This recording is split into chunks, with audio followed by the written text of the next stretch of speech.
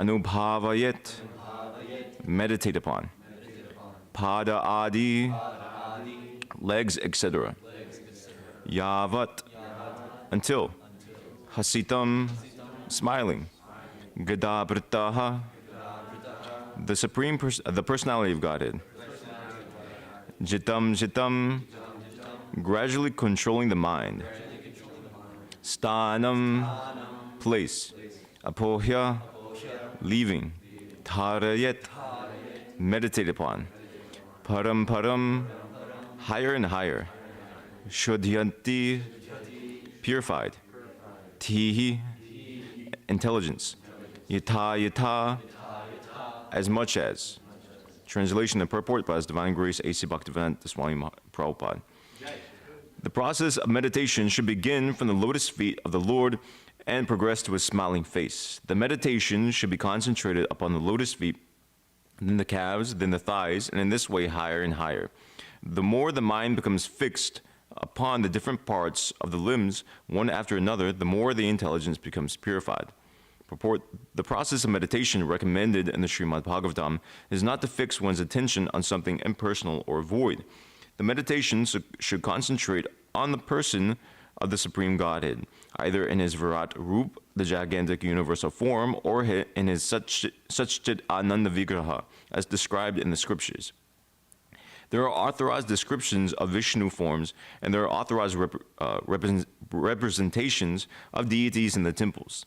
Thus, one can practice meditating upon the deity, concentrating his mind on the lotus feet of the Lord, and gradually rising higher and higher up to His smiling face.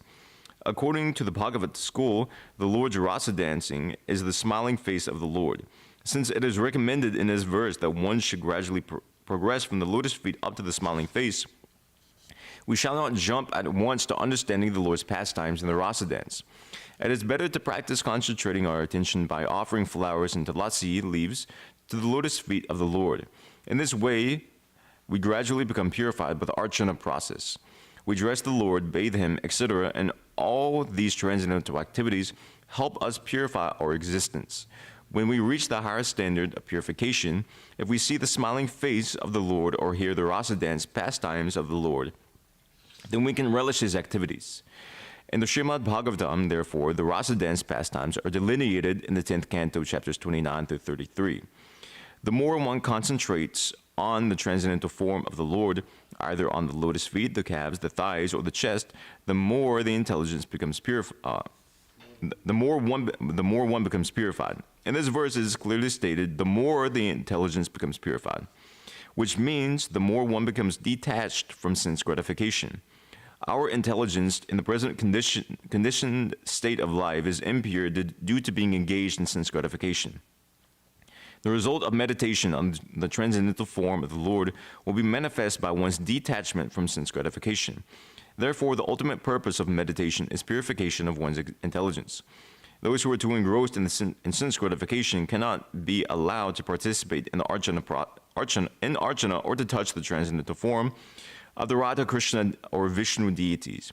For them, it is better to meditate upon the gigantic Virat Roop of the Lord, as recommended in the next verse.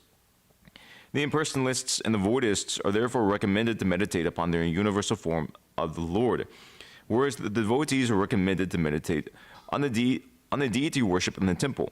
Because the impersonalists and the voidists are not sufficiently purified in their spiritual activities, archana is not meant for them. Om Agyana Timirandasya Gananjana Sharakya Chakshu Unmiritam Yena Tasmai Shri Gurave Namaha Shri Chaitanya Manubhishtam Stapitam Yena Bhutali Swayam Rupakata Mayam Tadati Swapatantikam Vandeham Shri Guru Shri Padakamalam Shri Guru Navashtamam Shri Rupam Sagajatam Sagana Raganatam Vitam Tam Shijivam Sadhuitam Savadutam Pujana Saitam Krishna Chaitanya Devam Shri Radha Krishna Padan Sagana Lalita Shivashakan Vitamshcha He Krishna Kurunas Nudina Bandu Jagatpate Gopi Shakopika Kanta Radha Kanta Namostate Tapta Kanchara Gaurangi Radhi Vrindavaneshware Rishapanusate Deve Pranamami Hare Pre Vanchakapatu Vishcha Kripasundu Biebacha Patita Nam Pavani Bio Vaishnava Bio Namo Namaha Namo Om Vishnu Padaya Krishna Prishtaya Putalesh Mati Bhakti Vikasa Swami Itanamane Namo Om Vishnu Padaya Krishna Prishtaya Bhutale Shrimati Bhaktivedanta Swamine Iti Namane Namaste Sarasvati Deve Gauravani Prasharne Nirvishesha Shunavani Paschatya Deshitarne. So the translation again, the process of meditation should begin from the lotus feet of the Lord and progress to his smiling face. The meditation should be concentrated upon the lotus feet, then the calves, then the thighs, and then in this way higher and higher. The more the mind becomes fixed upon the different parts of the limbs, one after another, the more the intelligence becomes purified. So this verse is coming in the description of the super soul meditation, beginning with the verse, others conceive the personality of God residing within the body of the region of the heart, etc., like this.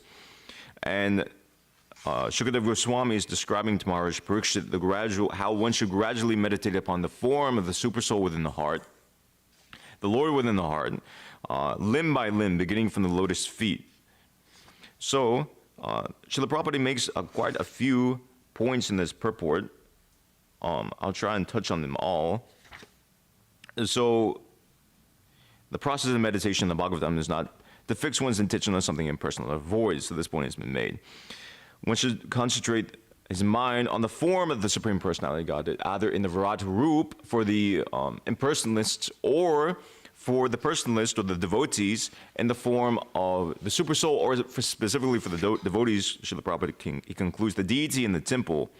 So one point Srila Prabhupada, he concludes the purport with, because the impersonalists and the voidists are not sufficiently purified in their spiritual activities, Archana is not meant for them.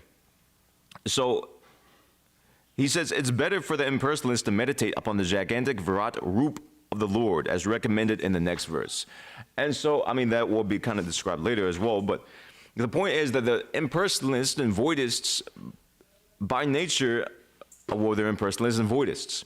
So for them to meditate upon the super soul or the deity himself with their existing impersonal or voidist conception is actually offensive.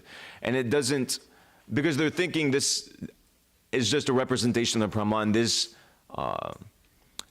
Archi Vishnu Shilathir Yasyavanaraki Saha, that their meditation upon the deity is just, they're thinking it to be something like a piece of stone or a piece of wood. And the result is that, according to Shastra, they're considered residents of hell. So for them to meditate on the Padma deity is actually counterintuitive or counter-progressive, because they simply make offenses. Rather, it's recommended for them to meditate upon the Virat Roop form of the Lord, which in itself is imaginary, actually, as already been described. So it's better for them to meditate with because their conception is that Krishna is impersonal, God is impersonal, that all these forms of God are something imaginary. So it's better for them to meditate upon the form of the Lord, which actually is imaginary, rather than to think that form, which is actually reality, to be imaginary. So that's one side point Srila Prabhupada makes here. So there are authorized descriptions of Vishnu forms, and there are authorized representations. So Srila Prabhupada makes an interesting point in this purport. He brings it in a different direction, pretty much for the rest of the purport. So Shukadeva Goswami, he's narrating here, he's specifically talking about the super soul, but Srila Prabhupada, he adds in here, there are authorized descriptions of the Vishnu forms, and this is one such authorized description. But he also says there are authorized representations of deities in the temple.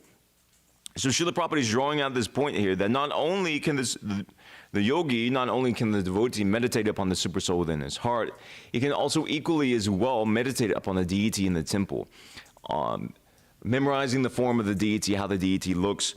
I remember Mitravan Prabhu, he mentioned in one class a long, long time ago how he memorized how Shri Shri Radha Govinda's lotus feet looked in New York, with a brilliant reddish countenance to them. And actually in the fourth canto, the same thing is described, if I'm not wrong, in the Rudra Gita, how the Lord has ruby-like nails on his lotus feet, Lord Shiva describes. So this sort of meditation is very beneficial to our devotional service. Our remembrance, it assists our remembrance of Krishna throughout the day. At all points of the day, we should constantly be remembering Krishna. Smartatam satatam Vishnur vismarta vyo najatuchit sarvin vidi nashidasyur etayor eva kinkaraha. that one should always remember Krishna and never forget him. Srila Prabhupada, he gave a program so that we can remember Krishna. We can specifically, there's a specific program of hearing and chanting there in the morning and also there in the evening. But remembrance of Krishna should go on throughout the day. I was just hearing from my own spiritual master who was making the point that we should constantly our mind should just be constantly engaged in Krishna throughout the day. Not just in the morning, not just in the evening, but rather we should kick out all of this trash thoughts that Srila Prabhupada actually brings up, this impure thoughts, thoughts of sense gratification, thoughts of, this person is doing this person is doing that, I am better than this person, this is wrong, this is wrong. Our thoughts should solely and wholly be molded around simply thoughts of Krishna. Of course, it extends. One person may be doing financing, one another person may be doing management, another person may be doing cooking. But it's all for the sake of Krishna. So our whole day is able to be filled simply with thoughts of Krishna, kicking out all ideas and mundane sense gratification.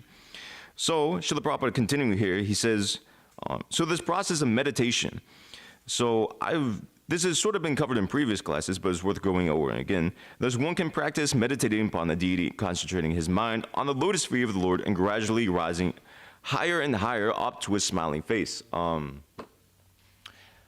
So like this, the obeisances or respects are generally paid unto the Lord, beginning from his lotus feet, both the Lord and also the spiritual master.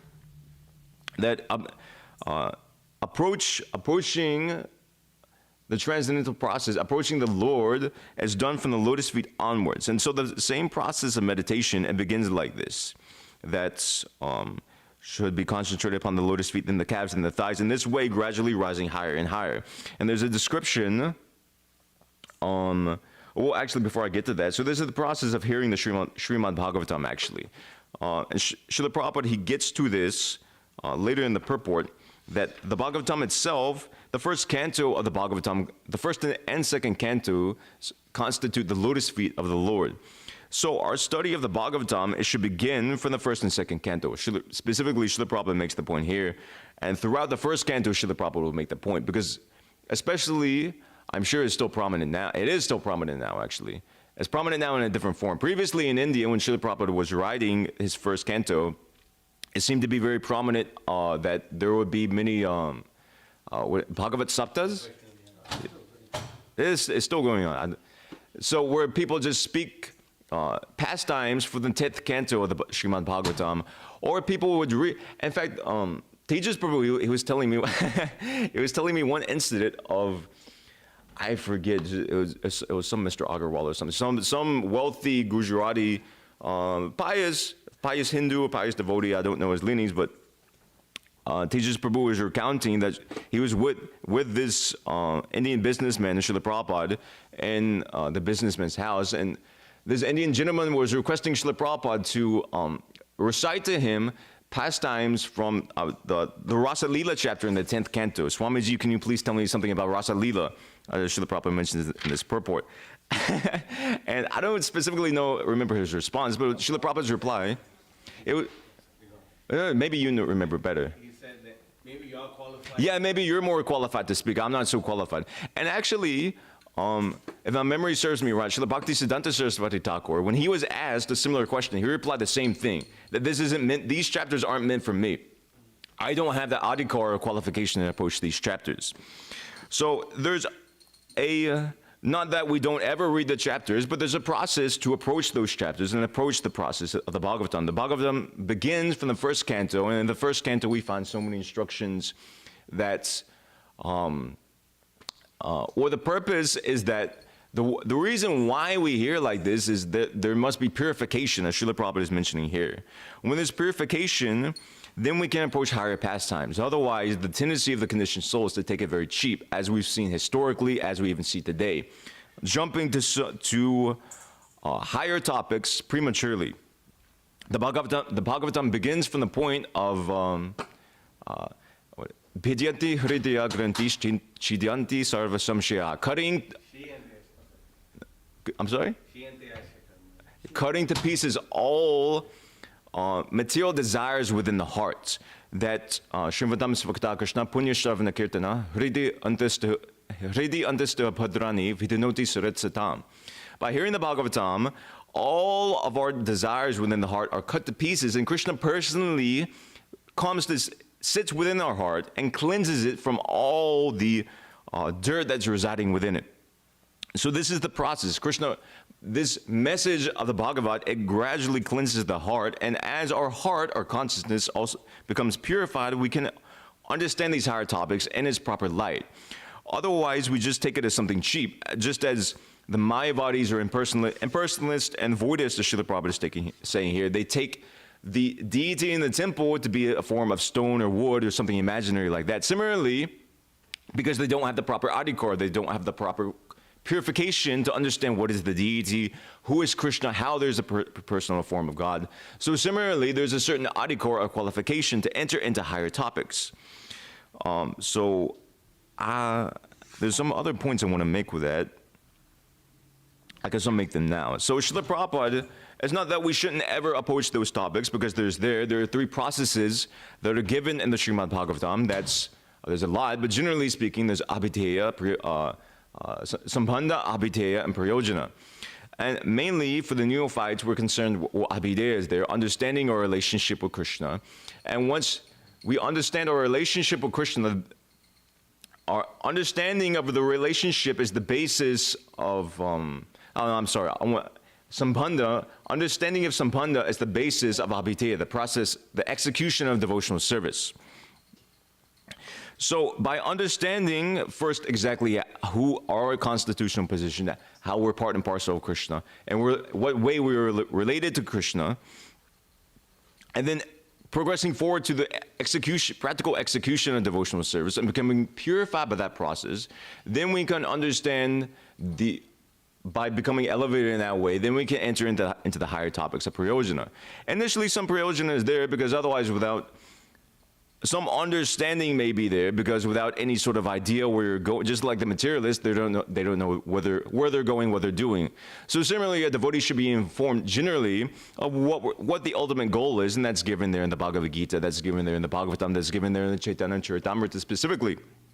But particularly, emphasis is given upon these other two topics, Sambandha and abhidheya. You see in the Chatra Shloki Bhagavatam, the 4 verses Krishna originally spoke to Brahma, of those 4 verses, one deals with the prayojan, the last verse, whereas the other 3 verses, they mainly hit on abhidheya and Sambandha. So, in other words, the majority of what Krishna spoke there deals with the first 2 processes. And also the Bhagavatam, if you see the same thing is given there. Largely, the Bhagavatam is the pastimes are there of the devotees and whatnot, but even reading those pastimes, they are able to purify our intelligence. And also the Bhagavatam is aimed, the goal of the Bhagavatam is to elevate the conditioned soul out of this material world by providing him proper instructions on how to do so. So, there's one other point. Oh, so yes, this rasa dance.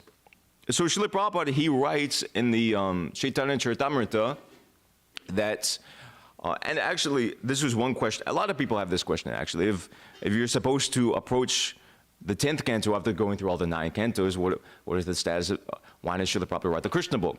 Srila Prabhupada, he writes, maybe, yeah, do you know what I'm talking about in the Chaitanya Charitamrita? He specifically has a purport. You could look at, do you know the verse? Look up, I'm trying to think of a key word. Rheumatic, he mentions that. Look up old and invalid. It may come out. It should come up in the Madhya Lila 25 somewhere.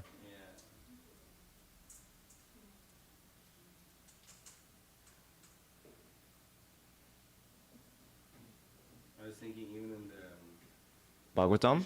Krishna book introduction itself, Prabhupada gives. Madhya. I know. Madhya already Krishna book is there. Madhya, anything Madhya? Adi and Antya only. No, okay. Well, I'll paraphrase it. It's close enough. I just read it recently. So Srila Prabhupada, so Krishnadas Kaviraj Goswami, if you see the Chaitanya Charitamrita and actually I think the Adi Lila he gives something as well, but specifically the Madhya Lila, so Anyway, without getting too much on a tangent, Krishnadas Kaviraj Goswami, he specifically authored the Chaitanya Charitamrita because the devotees in Vrindavan at the time were specifically requesting him that you've heard from Srila Raghunath Das Goswami, these... Where is it? Okay, yeah, beautiful. So, Krishnadas Kaviraj Goswami, he had authored the Chaitanya Charitamrita to describe the later pastimes of Sri Chaitanya Mahaprabhu, Jagannath Puri, the more intimate pastimes of Chaitanya Mahaprabhu, which hadn't been elaborately described by Vrindavan Thakur. So, anyway, to summarize, so Krishnadas Kaviraj Goswami, he gave a peek in the Madhya Leela of those pastimes, thinking he won't survive to author the Antya Leela, to author the actual content that he started the book to do. So, Srila Prabhupada gives this beautiful purport in this connection. Following in the footsteps of Srila Krishnadas Kaviraj Goswami, I'm trying to translate Srimad Bhagavatam as quickly as possible. However, knowing myself to be an old man and almost an invalid because of rheumatism, I have already translated the essence of all literatures, the 10th canto of Srimad Bhagavatam, as a summary study in English. I started the Krishna consciousness movement at the age of 70. Now I am 78, so he's writing this in 1974. And so my death is imminent. I am trying to finish the translation of Srimad Bhagavatam as soon as possible, but before finishing it, I have given my readers the book Krishna, the Supreme Personality of Godhead, so that if I die before finishing the whole task, they may enjoy this book, which is the essence of Srimad Bhagavatam. So this is one such reason why this is the main reason why Srila Prabhupada gave this, because he didn't know if he was going to survive. He had, do you know what year Srila Prabhupada had a heart attack? Was that 68 or 69? 67 he had a heart attack, actually. I think he had another one after there. But in 67, Srila Prabhupada had a heart attack, and he went back to India, actually. It was so severe. He was thinking he wasn't going to survive. That's a whole story. And so in 1960, let me see. I have it written down.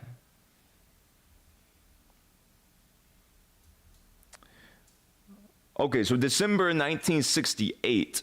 So, which Srila Prabhupada returned to America in this January 1968. So December 1968, Srila Prabhupada began his work on the Krishna book and was published in sometime 1970. And then shortly after that, he began work on the Nectar Devotion, actually. Just a few months early, he began work on the Nectar Devotion. Anyway, that's tangential. So Srila Prabhupada began this work on the Krishna book from the very beginning of his movement, practically speaking.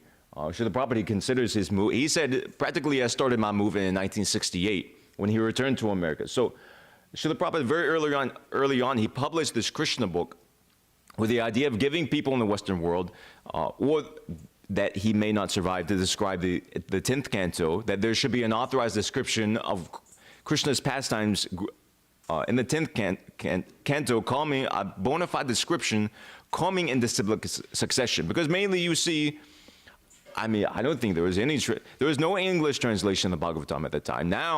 Only now there are different English translations coming out after Prabhupada's edition, but until then there was completely untranslated.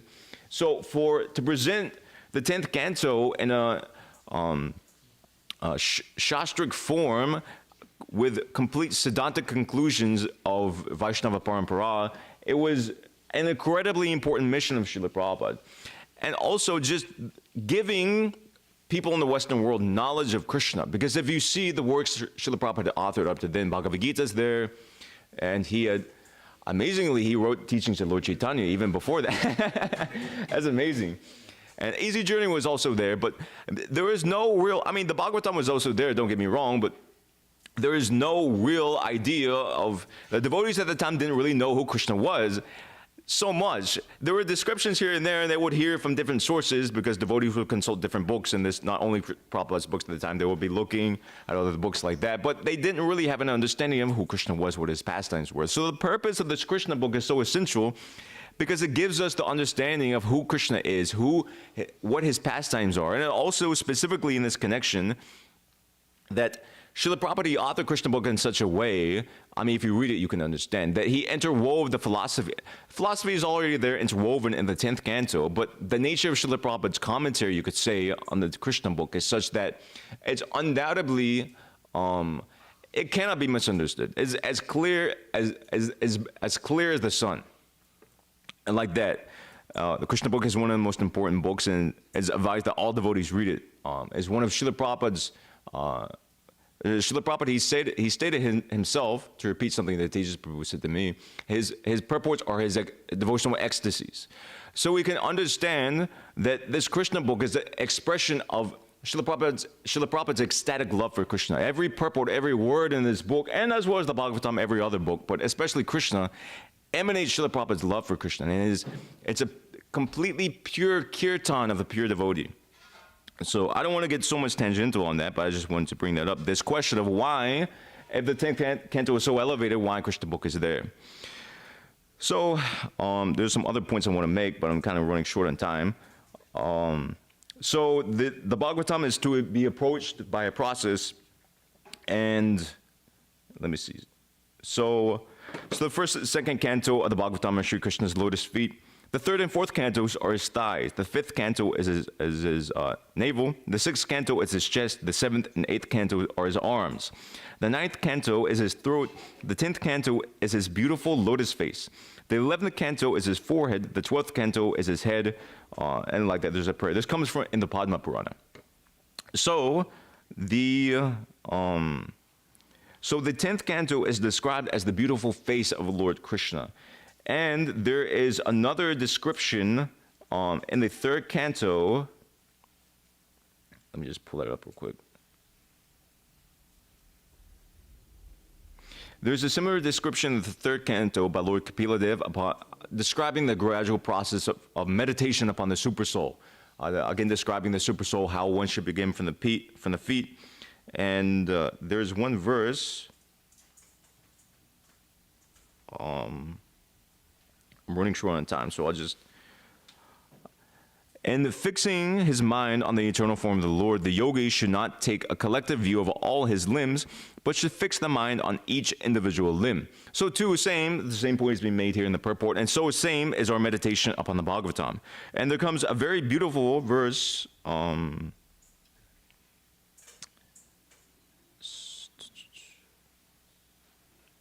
looking for the one in the third canto? Third canto, yeah, it's somewhere here. Okay, yeah.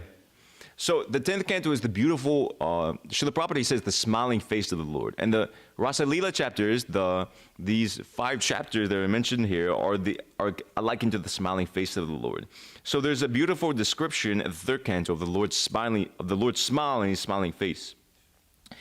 Lord Kapila Dev, he speaks, a yogi should similarly meditate on the most benevolent smile of Lord Sri Hari, a smile which for all those who bow to him draws away the ocean of tears caused by intense grief. Which one is This is 3:28:32. 32.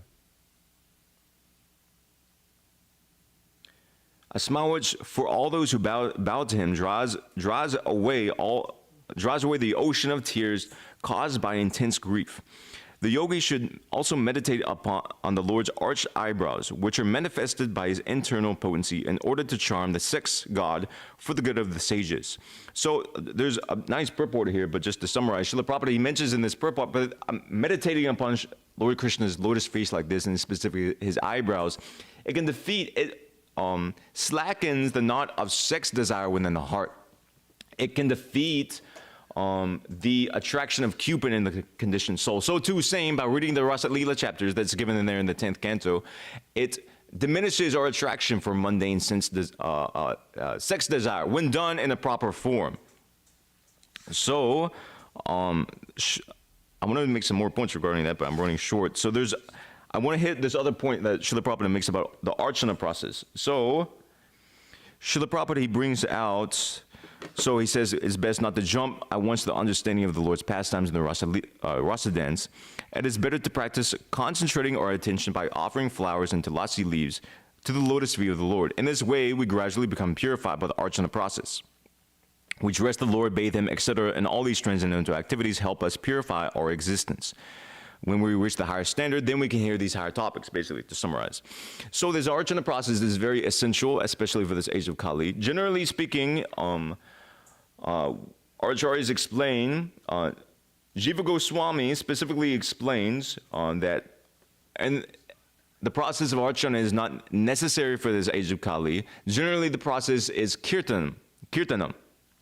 And to Srila Prabhupada, he told Rivatinandana Prabhu the same thing, that actually the only thing that's needed is the Bhagavata Marg, the process of hearing and chanting about Krishna. The Archana Marg is not so, or deity worship is not so essential in this age of Kali. But for the purification of the people in general and the purification of the devotees, it's necessary. So Srila Jiva Goswami, he's basically, he has an elaborate purport in the Bhakti Sundarbha explaining this point I've already made, that in the age of Kali, archana is a secondary process. It's not required for perfection. But he says this: although deity worship is non-essential, the material conditioning of most candidates for devotional service requires that they engage in this activity. When we consider the bodily and mental activities, we find that the character of such candidates is impure and their minds are agitated. Mandasa Mandamatyo Mandabhaga Hupadrutaha. Here. I have to look at it, it's been so long. People in this age of Kali, they're always disturbed in mind. So, therefore, to rectify this material conditioning, the great sage Narada and others have at different times recommended various kinds of regulations for deity worship. And you can see practically, but this process of deity worship, it necessitates one be very pure in behavior. One must have a very high standard of character. Or first, to even engage in proper deity worship, one must be second initiated, have the qualities of a brahmana. He should practically everything in deity worship requires a very sattvic consciousness and a very high standard of purity, even to this, to where you can't even pass water to worship the deity, offer arati like this, offer bhoga, etc. like this. You must purify your hands, chant mantras, purify yourself internally and externally, and maintain a very high standard of cleanliness. And by doing so, this elevates us to the platform of at least the mode of goodness. And from there, we can springboard to the platform of Shuddha Sattva. But this process of deity worship, it provides us as neophytes to an opportunity to become purified in consciousness. Just that, like this, gradually defeating the modes of ignorance and passion, and then the result is the same thing as hearing the Evam Prasanna Manaso Bhagavad Bhakti Yogata Bhagavad Tattva Vijnana Mukta Sangha Sajayate. That we approach the platform of goodness. When we approach the platform of goodness, the mind becomes peaceful, and then at that point we can understand this Bhagavad Tattva Vijnana, these higher topics of Lord Krishna. So it's 8:20. I want to leave time for the questions, so I'll end my class there. I basically touched on everything that Srila Prabhupada has mentioned here, without elaborating so much. So I can open it for questions anybody might have at this point.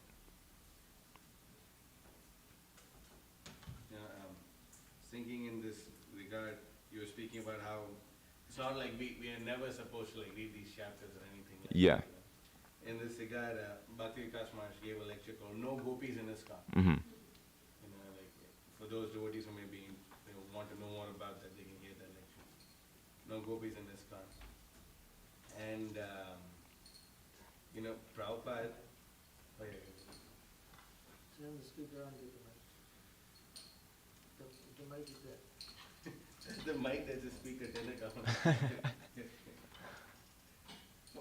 Pull it here, otherwise it'll make a sound. Put it on. Yeah, give it to him and then you can turn it on.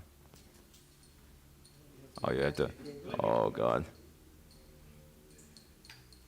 Do you know where to plug it in?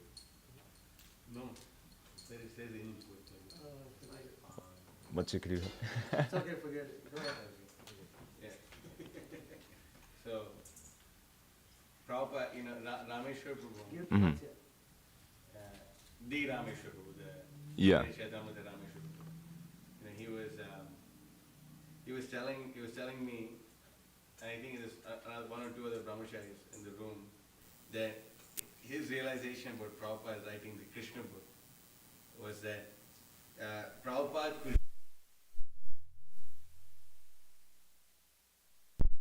most of the jivas in this material world who had no conception of the pastimes of the Supreme Lord, and that's what they were actually crying for. And that's why Prabhupada wrote the Krishna book. And I had a question, you're reading this verse, I think from the Padma Purana, which describes that Yeah. 11th is the forehead. Is the forehead, yeah. The 12th Is the, is the head or something like this. let me see. But, but usually the thing that we've heard 12th is his head, it describes, yeah. is that the 11th canto is the crown and the 12th is the peacock feather. Where's that coming from? I tried to find in Prabhupada's Yeah. books, but I found on just ISKCON Desire Tree. It gave the Sanskrit, so. Is It's the the crown and the peacock feather. Yeah, that's what 12th canto. I was wondering where. Or if it comes, I mean, that quote comes in Prabhupada's books. Yeah. Or if it comes there, it must be. I just found a translation on ISKCON Desire Tree. So, I mean, I don't have the Sanskrit here. If you look at the Sanskrit, you can, like, clearly understand what's said, but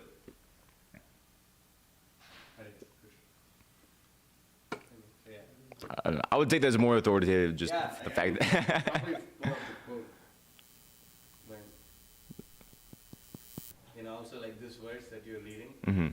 this one, like it's Yeah. the purport, Prabhupada writes like Yeah, it was really nice, but the whole purport is like so nice. he writes something really brutal, the first line. The entire universe is full of miseries, and the inhabitants of this material universe are always shedding tears. Yeah. There's a great ocean of water made of such tears. This entire material world is the ocean of tears comprised. The great ocean comprises of tears, the fallen conditioned souls. soul. That's so crazy. This the anyway. Bhagavatam 3:28-32. Anything else from the men? Yes. Prabhu, you were just mentioning about the Archana process, Yes. and I was just kind of reflecting and like wondering the standards that Srila Prabhupada set, like where did he glean those from? Because like, what we're doing now is like we're offering the deity nice foodstuffs and flowers Mhm. and tulsi leaves to Krishna's feet, but like, the Goswamis are just offering like chai roti. Hmm. Without So like, salt. where did Prabhupada, the standard of deity worship that we see now, like how was that? Why is it? How did that come about? Well, it does come in some things are mentioned in the Nectar devotion, but mainly it's gleaned from, the Narada Pancharatra. Mainly it comes from there. Also, there are some things mentioned in Hari Bhakti Vilas, but not everything there is necessarily followed.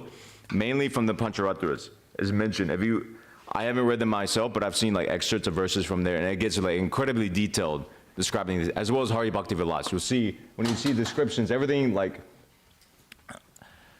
to very minute stuff as to like what mantra should be chanted before you offer this. When you offer incense, you should chant this mantra, but when you offer water, you should chant this mantra, etc. like this. So many times, or so many circles are made like this.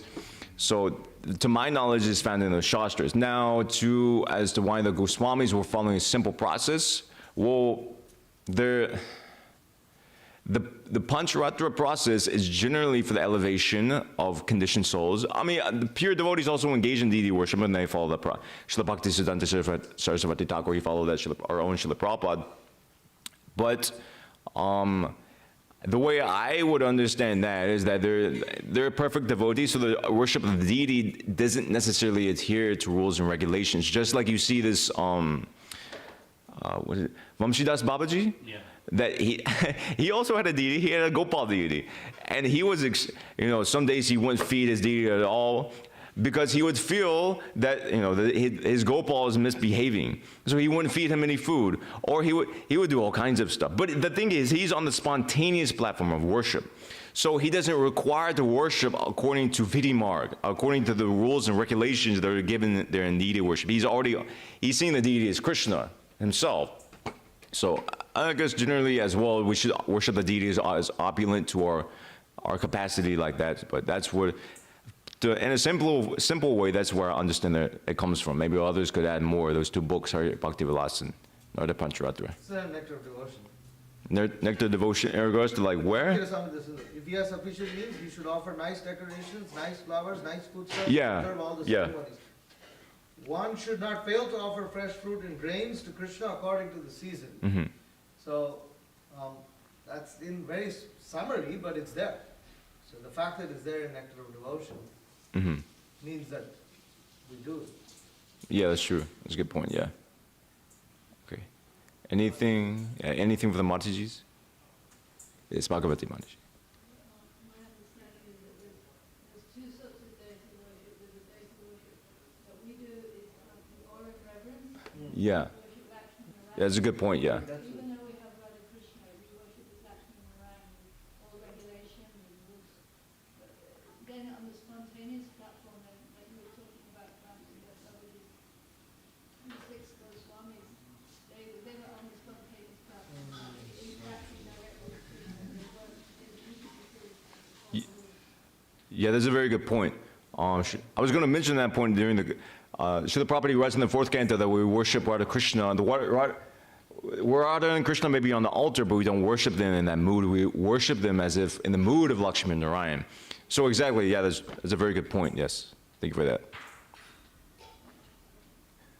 So anything else from the Mataji side? Okay. So the quote, Okay, yeah. you So already have it, right? I think so. What's the file name? This is the, what is it? I need to like pin it. It is,